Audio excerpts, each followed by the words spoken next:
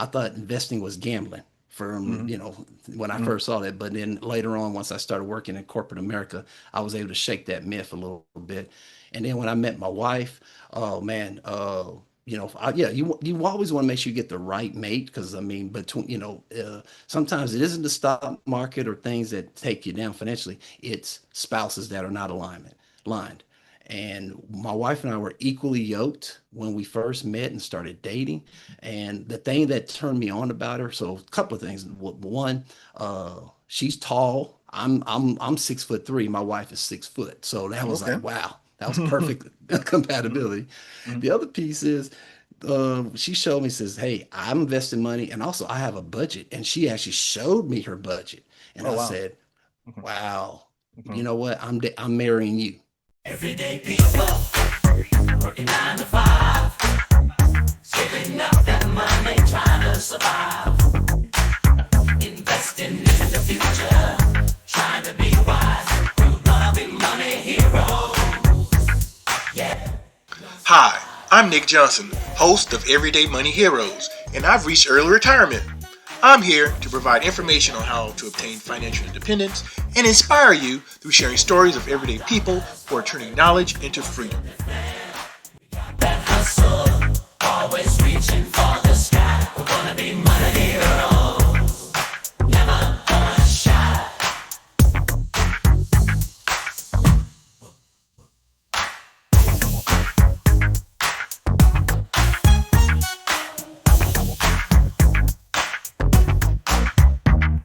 Hello and welcome to Everyday Money Heroes. We provide information and inspiration to people of all ages to take control of their financial journey. I'm your host, Nick Johnson, and today we have Jaylen Jackson. And before we get into our conversation with Jaylen, a few housekeeping items. First of all, I would ask that if you're watching us here on YouTube, that you would subscribe to Everyday Money Heroes. If you are listening to this on your podcast platform of choice, that you would follow us there. And now, a little bit about our guest today, Jaylen Jackson. Jaylen Jackson was an engineer in corporate America for over 20 years and was able to achieve financial independence. This was not his original plan, as he initially thought investing in the stock market was gambling. We're going to have to talk about that. Jaylen now spends his time with family, focusing on his health and his passion as a financial coach.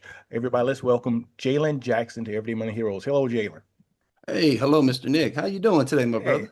just fine, just fine. Now, one of the things that I like to do before I bring folks on to the platform, I try to do my due diligence, so I try to go around. And I had heard you when you said that you thought the stock market was gambling. And then I heard the backstory to why you thought it was gambling. And so I have to ask you this, Jaylen. Mortimer and Randolph, I believe, is the name of the two evil men in the movie Trading Places. So that is the backstory there, huh? That is it, man. Yeah, like I said, for folks that are trying to understand, so referencing to a movie that came out in the '80s was Trading Places, Yes, and yeah, and hey, by the way, it's a very good movie, it is. very comical. It's interesting. It always came around Christmas, the holiday season, Hmm. when they Yeah. put and I watched that as a kid, and I got some good laughs. Mhm. But one of the things I got from that was investing in the stock market is very, very risky. And Oh. and and I said, you know what? I don't want to be part of it then, because Mm. I saw because the whole plot of it was, hey, a couple of guys were trying to get back at some very wealthy people, and Hmm. the best way you can get back at wealthy people is by hitting their pocketbooks, and Yeah. so they made those wealthy people poor, and they did it through Yeah. the stock market. Yeah, that is true. So when I heard you say that, I was like, man, I have not lived in Trading Places in forever. I was like, but it was a good movie. I was like, I remember the name of the folks in there. So I think it's the Dukes. Yeah, the Was Duke brothers. Yeah, the the Duke Dukes. brothers. Wow. So man, it is I'm happy to have you here. Also that you shook that notion there behind that because I was definitely one of the vehicles that you shared as far as achieving financial independence. So first of all, one of the standard questions I like to ask folks is, where are you on your FI journey? Good question. So my wife and I, we are fully financially independent. Thank you very much. Yeah, So absolutely. yeah, I retired 4 years ago at the age of 44. Okay. And my wife, so I'm married to my lovely wife, and she was a teacher Hmm. when I first met her. Okay. And we both have two kids. My son, who the oldest, he's 19, about to be a sophomore in college, Wow. and my daughter, my daughter who's 17, will be a senior in high school as well. All right. And just through both of us working together as a unit, was able to save. We were about, let's live well while we can, but let's put a little bit of what we have today for a better tomorrow. And Mm, through my company, we moved around a bunch of times, and that's when my wife, when my first move with my corporate job, mm, we transferred from Texas to Washington State. That's mm. when she stopped to and became stopped being a teacher and became a stay-at-home spouse, or we like to say domestic engineer. Yeah, absolutely, absolutely. Cause well, we couldn't pay them for what they do. That's for sure. Absolutely, and I tell you what, that was the biggest sacrifice that Mhm. she made, and I'm very grateful for what she did because that really helped our family out a lot. Yeah, I think a couple of things, even from what you've shared so far, Jalen, is that, and I think one of the kind of reoccurring things that we see here with you and what between what you and your wife did was a lot of intentionality in what you all were doing. Individuals, you don't just fall into financial independence. There are some very specific actions that we have to do as individuals to be able to achieve it. And so one of the things is just making a plan and just kind of sticking to that plan, but also tweaking that plan when need be. And so you make mention to this the alignment that you have with your spouse.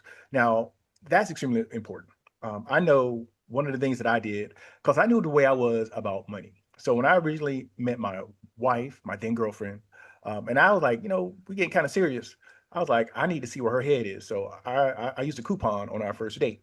And so my question to you is that did you always have this mind state of, okay, um, I'm going to be intentional with my money, I'm going to invest. And then when I decide to marry someone, I want someone to have a similar kind of thought around money and investing.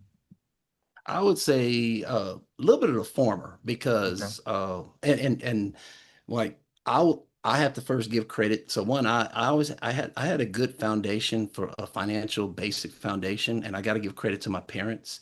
Mm, They taught me, like my dad, he taught me how to value things. mhm, So he wasn't big on spending on expensive clothes or expensive cars, but find good clothes and decent cars that get you to and for transportation. He was about mainly spending money on things that appreciate, such as your home. mhm, Also, experiences. He was big on vacations and mhm, taking us places and seeing that. And my mom, she showed me was, hey, it doesn't take a lot. Doesn't take you can get a lot from a little. So my mom was a magician. She was able mhm, to get a dollar and stretch it as far as she can, and just show how things need to be spent in a good, proper order. And so, mhm, just between those two things that I saw between my parents, that was, a great foundation for me to say, hey, I got the basics, the financial basics of, uh, the basically spend less than what you earn. Also, don't get in a credit card debt and save your mhm, money. So that's the piece that they taught me. And then investing came along later once I got into the corporate gig because I really, like you said, I thought investing was gambling from, mhm, when I mhm. first saw that. But then later on, once I started working in corporate America, I was able to shake that myth a little bit.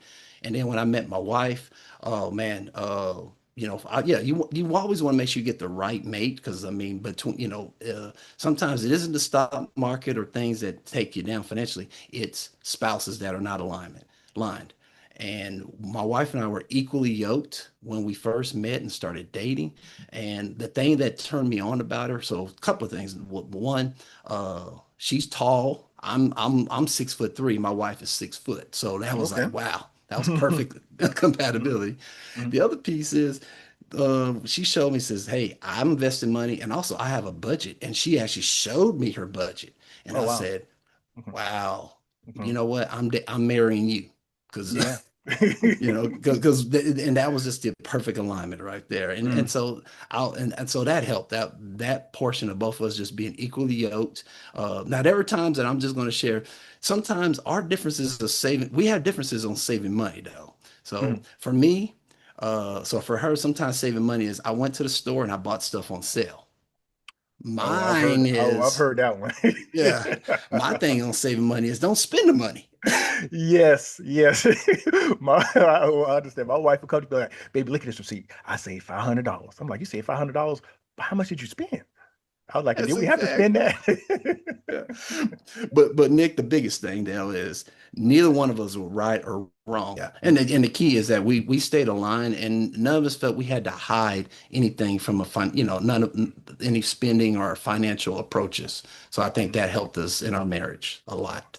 Yeah, just as far as the belief in just kind of having an open and honest conversation around money is extremely important. I mean, we've always had an approach in our relationship, not only around money, but anything like, if we can talk about it, we can fix it. Let's talk about it. Yes. How can we achieve just a win-win situation around that? And I think that's extremely important to kind of have that openness. Because my wife, I'll be honest with you, when we first got married, my wife was probably from a giving perspective, way more giving than I was. Now, granted, Yes. a lot of that, what she does have rubbed off on me, and I'm a giver as well now. But we just had to talk about it. I was like, hey, we can give, but we got to have, kind of, some guardrails around how much we can give versus, balancing it out with how much we're saving and investing. So that's extremely Mhm. important. So, Awesome. um, Yeah. yeah. Now, when did you get to the point where you said, you know what, I might be able to really retire? Is because you kind of shared that it wasn't intentional as far as it wasn't your original plan to be able to achieve retirement. So how were you able to achieve retirement? And when did you say, okay, this is actually feasible, I'll be able to do this?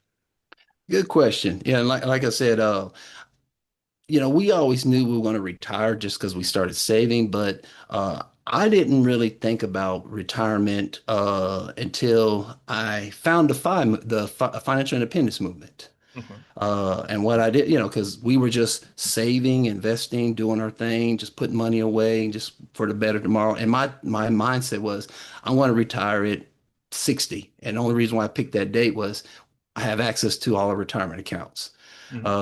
And then this was back in 2018. I was age 40, and I had ran at my job. I had a pension, and that's something I never really focused on or thought and knew what was it about. And a lot of the guys that I worked with kept on saying, "Yeah, hey, you're gonna get your lump, you're gonna take the lump sum, or you're gonna take the annuity when it comes available."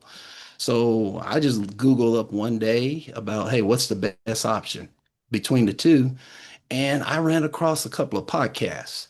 And the podcasts were Jill on Money by Jill Schlesinger and Retirement Answer Man, Roger Whitney. And I listened to those shows, and those shows had guests that was from the financial independence movement. Okay. And then I started listening to those shows like Choose F.I.R.E, Bigger Pockets Money, Stacking Benjamins. And all of a sudden, those stories from those people that are on the show, they resonated with me. And I said, Mhm. hey, these are people just like me. Yeah. They like talking about money. I'm not an oddball. So I was excited. And it, Yeah. and it, and listen to those shows, they introduced the 4% rule, or guideline, take 25 times your living expenses. And so, and again, I was age 40 and I just said, well, let me look at where we are based on our investments and amount. Mhm. And did a calculation and surprise, I was already at financial independence. I could retire anytime I wanted to. Uh, and that's a lot of times in life we get surprises, but that's a great surprise, to Yes. get when you sit there and you run the numbers like, this is actually something I can do right now. I know when I've learned about things like the 4% rule in the community, the FI community, once I ran the numbers, I was probably like around, I guess like 3 to 4 years out, kind of based on everything I did. And Mhm. even during those 3 to 4 years, I remember how much I was on the numbers. Like every day, I was in my 401k, I was in my taxable account, I was looking at it, seeing how much it ran up, how much it ran down, what knobs I could tweak to try to get it up.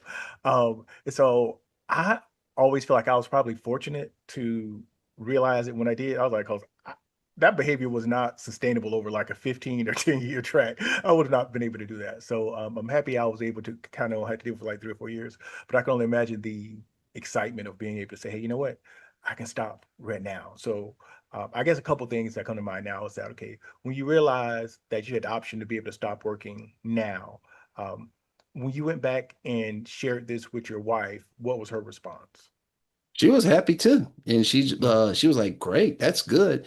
Uh, Glad we're there." mm, For me though, I wasn't ready to retire. I mm, wasn't ready to pull the plug. I'm like, hey, I enjoy my job. I enjoy the position I'm in. I'm moving up in the career. I just got that promotion. I was one that just loved my job, and I just said, hey, it's nice to have that in your back pocket, but mm, I'm not interested and ready to pull the plug. Let me just continue to work, and mm. so. Okay. And so as you were doing this, and even when you got ready to, and you started kind of mold this over, did you share this with any, say, family or friends outside of your wife saying, hey, you know what, this thing I heard about, called like, you know, financial independence and retiring early. And, it's this kind of rule called the 4% rule. And based on all the stuff I got, I can actually start working now. What was the feedback if you did talk to any of your family friends in regards to that? I didn't share with any family members, at least at the time when I was 40, about retiring early, or the 4% rule. I started sharing that with coworkers as I started getting closer to it. When I say closer to it was, I had decided probably in 2020, like, that. So, hey, I'm going to go ahead and pull the plug. I'm kind of tired. I have enough. And I started in sharing that with other coworkers about, hey, because they started asking me, well, how are you able to do this? What's going on? And I kind of explained the concepts. And then when I shared it with my family that I'm going to be retiring, in 2022, they just wanted to understand a little more too about how I was able to do it then. So I would say, so initially, once when found out we was already financial independence, I didn't share too much until I decided it was time for me to step away. And it was and to answer your question, uh, there was mixed feelings, at least amongst my coworkers. It's kind of like, okay, that's great. That's a good concept. Some were like, well, that's very fortunate. I'm happy for you. I wish I could be in your shoes. Some are like, I'm not sure what I would do and everything. And some are like, man, uh, I'm not even closely looking at my numbers or understand where I'm at financially. So which to me is a shame. Yeah, I know one of the things, Jalen, that I've come to deal with is that sometimes I do have a little bit of remorse for like my family and my friends who, especially Mhm. know if we work same jobs and similar ages, that if they would have been willing, and everyone gets dealt a different hand. I completely get Mhm. that, but I think that financial independence is obtainable for most people. Yes. Now, granted, it just takes some intentionality, as I've said before. Even you had a job as an engineer, and it's not even that you shared that there's a time when you and your wife became a domestic engineer, so you all were functioning on one income. So it wasn't even about having two incomes. So some people look at it and they'll say, hey, you know what, you're all able to do it because you got two incomes and you're able to do it. Well, no, you got down to one, and then some people will say, okay, well, that's good for that's attainable for people who don't have kids, but I got kids. Yeah. So you're like, no, I have one income and I had kids. And so really it's all about, that intentionality. You just really wanting to do all that you can with with what you have. You're spot on, Nick. That the key is the word is what you said, being intentional. Because everybody can throw the excuse up of you had this, and I don't. Well, no, it's all about being intentional and having the mindset of what you can do, not versus what you can't. Yeah, absolutely. You just got to really want it. So, um, you've gone through, you've run the numbers. You see that you're able to actually um, RE if you want to, but at this particular point, you're enjoying the job. So, at what point did you say, you know what, it's time for me to cash out? So, what was that kind of that event, or what led to you deciding to go ahead and actually go ahead and take the RE portion of your journey? Good question. So in 2020, we all know what happened, at least with the world. COVID took place. And at the time at my job, the whole environment just changed. All of a sudden, just this energy, this passion, this fire that I had every day to come in and just do my best, it just got burnt out quickly. I just suddenly just didn't have that same level of energy to put in the extra effort like I always did, that same passion. And I just told myself, this is not good. This is not good for me.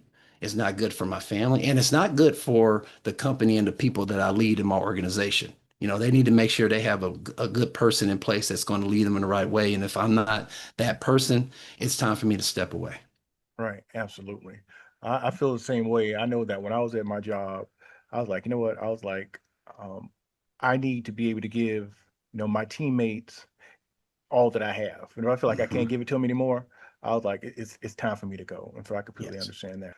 I noticed you mentioned a couple things that you said that you had never read the shockingly simple math or even read the simple path to wealth. And so I guess my question is that you still displayed the attributes and the activities that are within kind of that blog post and that book. And so where do you feel as though um, you kind of got that vision or that approach that, hey, you know what, this is what I need to do to be able to achieve financial independence? Yeah, good question. Yeah, like I said, I never, at the time that we found out financial independence, I never heard of Mr. Money Mustache, read none of his blog. J.L. uh, Collins' famous book, I never read that, which again, mhm, both those I've heard nothing but positive things between both pieces of those individuals, so that's good. But mhm, uh for me, the concept, I go back to the basic concepts of, just learning the basics of mhm, financial practices of living below your means, mhm, saving your money for a later day, and don't get yourself into credit card debt. I, learning those, I felt just be excellent at the basics. It's kind of mhm, like, if you want to be a good football player, be excellent at blocking and tackling. mhm, If you can do that, you have a great football team. Just execute the basics at the highest level, and that's what I did. And then when I look into the investment piece, I didn't invest in index funds. And again, I'm mhm. not saying index funds are bad. Like, so we achieved financial independence not investing in index funds, but in actually what you call actively managed mutual funds. Mhm. And I know sometimes we say, "Hey, that's heresy in the FI community. That's bad." Oh yes, just BTS and chill, right? Yeah, and which again, there's nothing wrong with index funds, Mhm, but what the investment choices that I had at the time with my 401k, I didn't have index funds, and I mhm. didn't even know what index funds were at the time. So Okay. what I did was I just took what I had and made the best out of it and Mhm, just kept investing. And again, I didn't do it pretty, but I took action. mhm. And over time we just kept investing in those actively managed mutual funds, and these were and if I would describe the actively managed mutual funds, I think the highest expense ratio on those was like 50 basis point or zero point Okay. 0.5. So it wasn't grossly over 1%. So the highest one I had owned was like 0.5% and stuff. So they weren't too high, but yeah, they were actively managed. And my wife and I were still able to achieve this high level. Mhm, And not saying that it was what we did was better than just doing index funds. If I knew what I knew now, I mhm, would probably go back and invest in index funds. But I just took what I had and made it work. And, and mhm, and that's just something that I use as a testimony to people is that when it comes to investments, you don't have to find the most perfect investment. You just mhm, got to take action and just go invest. And then you can massage and adjust over time. mhm.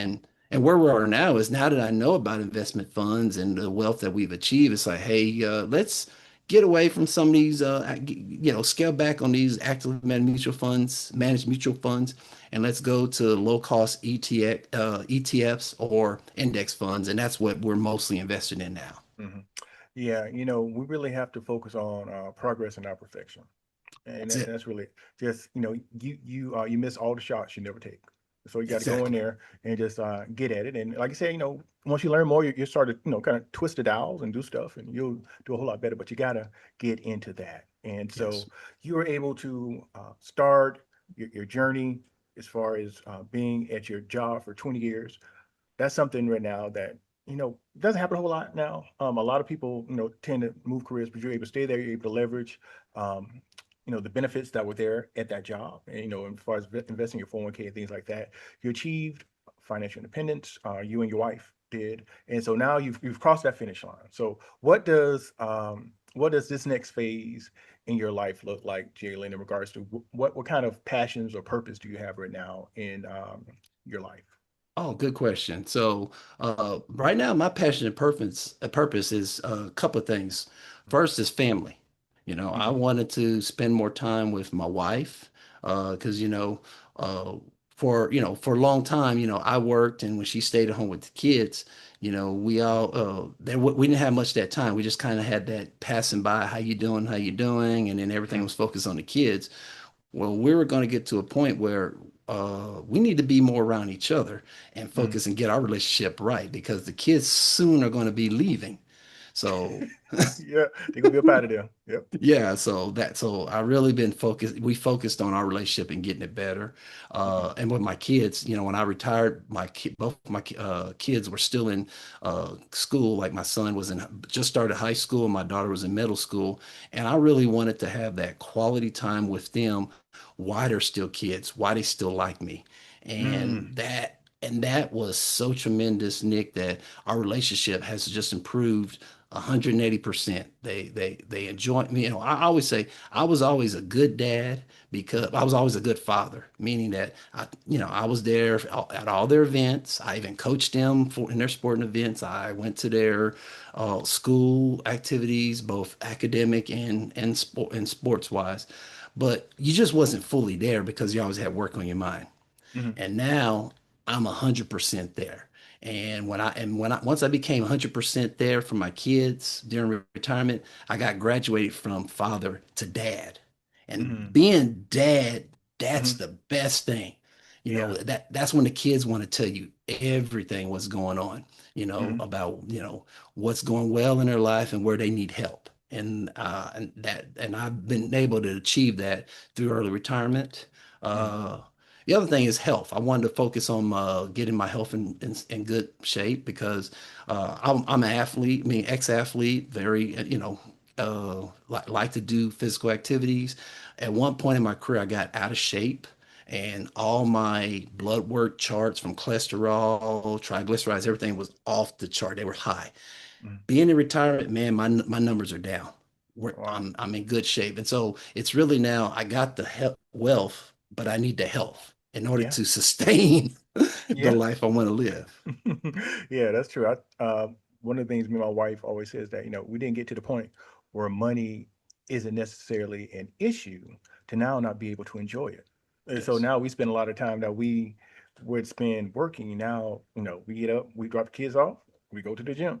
That's what we do because, we really want to be able to not just have a long life, but a long, healthy life, and to be able to really stretch those go-go years and be able to do a lot of stuff that we want to do. So that's absolutely, yeah. extremely important. Yeah. And the other thing I still do, jumped into my passion is, Mhm. even though engineering was my expertise, personal finance had became my passion. And I just decided, hey, this is something I want to do and help other people. I Mhm. went and got myself licensed in the financial service industry. I'm a licensed investment advisor representative. And I Okay. just use that as that license to help me in my financial coaching practice Mhm. and I coach people and I like to kind of target people that I would say I don't like to use the word underserved, underprivileged. I think that brings a negative connotation. I Mm. like to say underestimated. And Okay.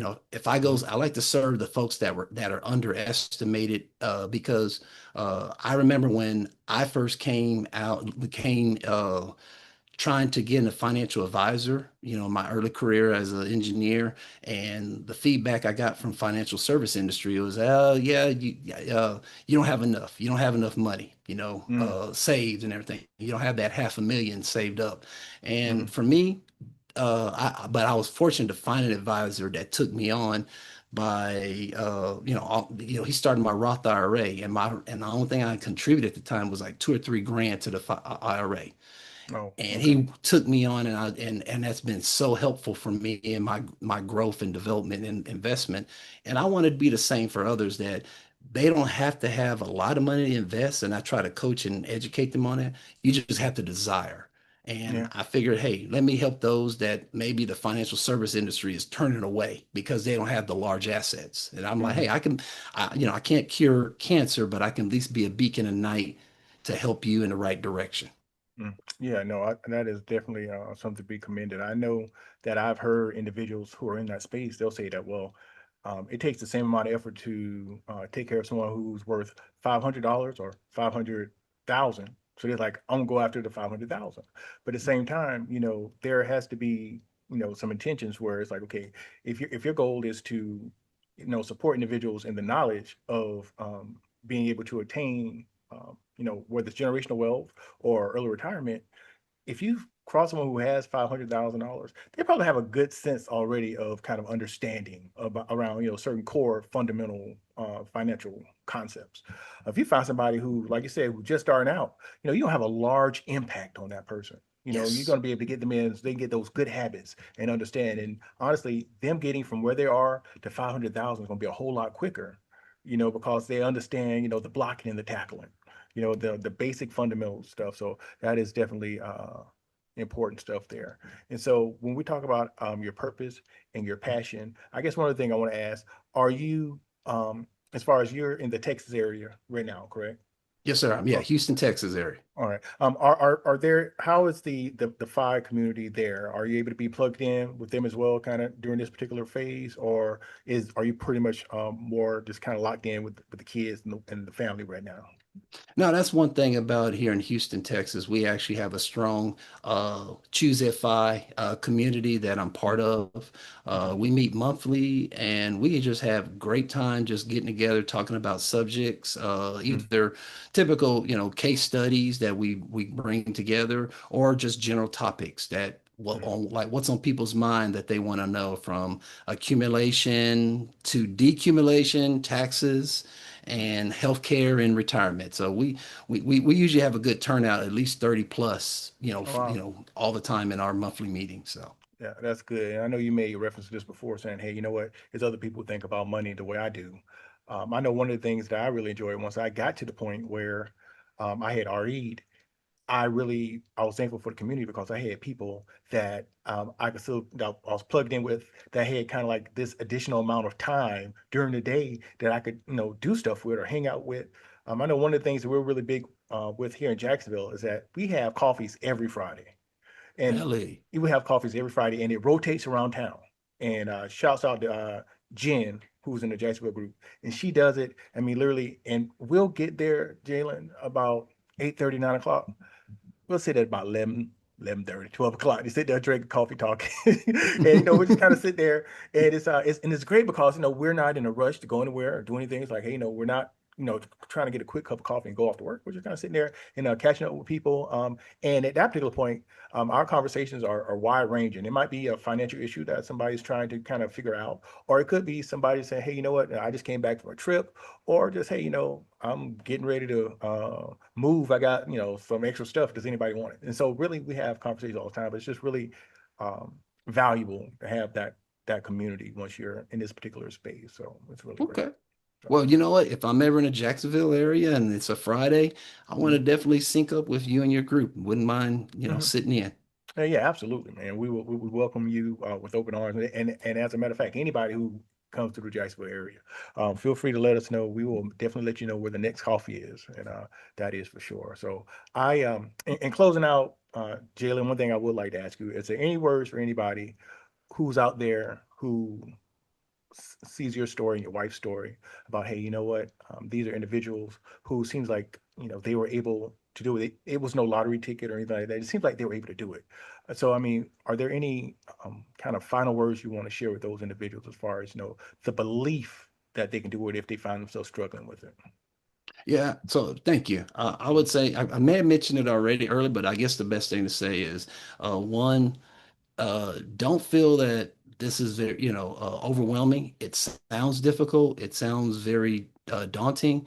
However, in order to take the step, to achieve this journey, you just got to take one step at a time.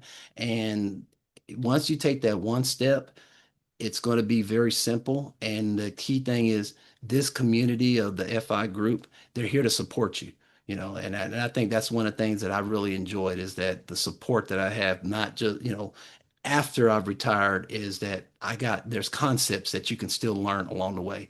Mhm. So the best thing is get started, learn, and continue to always be a learner. because no one's nobody, no one person is an expert. Everybody knows something more than somebody else. Yeah, absolutely. Thank you for that, Jaylynn. I want to thank you for your time being here. If there's anybody who would like to continue to keep up with you, what's the best way for folks to just keep track of what you're doing? Hey, I'm on LinkedIn at Jaylen Jackson. I don't really post much, but if they ever want to connect with me and just chit chat, that's a good way. And I'm also on Facebook as well. So Okay, I got you. I'll make sure to put that information down in the description. In closing out here, I want to thank you for your time, Jayla. I want to thank you for reaching out. Just kind of with the willingness to share your story in regards to what you're doing.